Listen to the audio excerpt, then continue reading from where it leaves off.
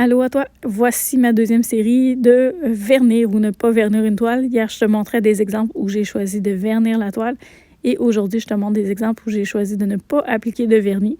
J'aurais pu appliquer des vernis mat ou des vernis lustrés, mais je ne l'ai pas fait sur ces toiles-ci en raison de la texture et du fini de la peinture que je voulais conserver telle qu'elle. Donc, des fois, j'aime garder l'aspect brut, puis j'aime aussi qu'on voit les distinctions entre les zones brillantes de la toile et les parties qui sont un fini mat. Fait que dans ce cas-ci, celle que vous voyez, j'ai des zones métalliques que je voulais garder en évidence. Donc, si je vais mettre un vernis lustré à grandeur de la toile, on perd l'impact du métallique.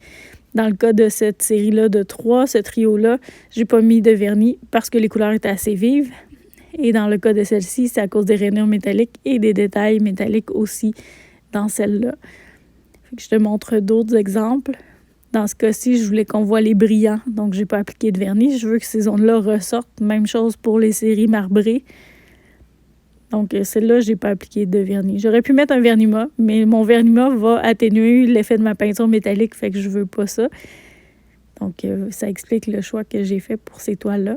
Celle-là, il y a des petits punchs de doré que je voulais conserver. Et dans celle-là, même chose, je voulais garder les lignes dorées en évidence, dorées et argentées. Puis dans certains cas de peinture comme celle-ci, beaucoup de peinture métallique, j'ai pas besoin de vernir. Le fini est déjà super lisse, super beau. Et je te montre d'autres exemples dans un autre style, mais encore là, je voulais garder le punch sur mon métallique. Et dans le cas de certaines peintures, le fini est déjà super beau, donc je veux garder ça comme ça. Même chose pour celle avec les rainures rosées. J'ai hésité à les vernir celle-ci, mais j'ai décidé de ne pas le faire. Même chose pour les autres de la même collection. Je voulais que le punch et l'accent soient sur les veinures roses. Et je t'en montre encore quelques-unes.